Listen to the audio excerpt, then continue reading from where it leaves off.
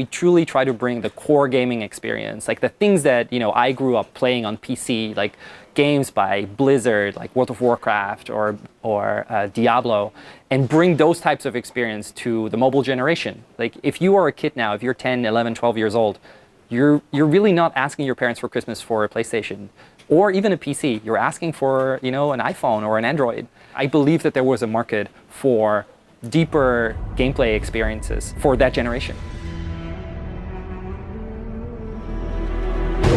But Max Green, the rookie, hooks him in. He pulls him in as well. Troy, they're going to get the back door. Dienzio puts up the flare, and T Tigers will end game number 2. I moved here as an employee, and I think for me that was the right path to take because it helped me sort of get grounded in the US first before I tried to start a company, right? It allowed me to work in an American company, allowed me to get the lay of the land, like what is San Francisco like, what is Silicon Valley like. It allowed me to get friends here, right? Like I definitely could never have started this company if it wasn't for my co-founders. And my co-founders were co-workers I met at another company, right? So I had to go through a couple of years of building my life here and finding the right people here and getting to understand Silicon Valley before I was really ready to start a company. Raising money is a gradual track, right? So we did raise $63 million, but that is what we raised to date, right? That is not what we raised on day one. Our first raise was $1 million. We actually went out to raise $750,000 because we had done the math, and of course, naive entrepreneurs that we are, we had figured out that we could make the entire game for that, get it out, and it would all be on budget. And so we basically are ready to sign the funding check with our first VC. And this VC actually has some experience in the video games industry. And literally on the day that we're about to sign it, he goes like, "You should take $1 million instead of $750,000. Trust me." And we talked about it. And we were like, "Well, should we do this? We don't think we need it." But we were super lucky we did.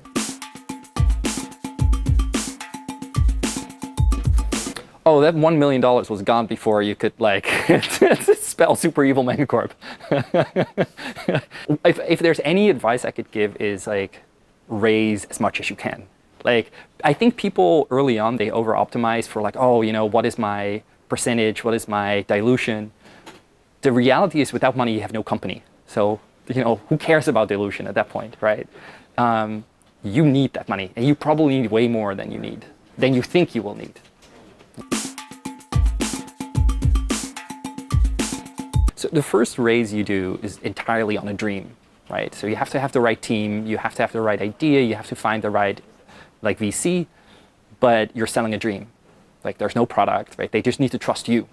For the second round, we were in a place where we kind of had a product, but we didn't have any, it wasn't really on the market yet. We couldn't really show any success for it because it wasn't really launched. I think we were just maybe on the cusp of launching the beta or just after the beta. But to then go out and hey, we need a few more $1 million is hard because a lot of VCs will go well, you have sort of a product, let me see what it can do first. The reality is 80 or 90% of companies, they fail, right? So a lot of people try. And to some extent, we are still a startup. We've had success so far. We've grown, we have a great product. I'm very proud of what we've done so far. But, every day I consider to go to war, right? Every day some competitor can come up and beat you to market or make something that is better than you. So I don't take any of our success for granted. Well, competing with a company like Facebook on a pure salary basis is basically impossible, right? So when you hire someone for your startup or for your company, in a way, you're selling the dream, right? You are doing something very different than what Google is doing. And if you're not doing something very different than what Google is doing, you probably should try to do something different, right? Because you will not win that competition. So therefore, I think the people that you hire and the people that you want to hire are those people that share that dream of what you're trying to achieve. what is great about Dutch people is they're very level-headed, right? They are not sort of like, pie in the sky, head in the clouds kind of dreamers, but sometimes that also holds you back, right?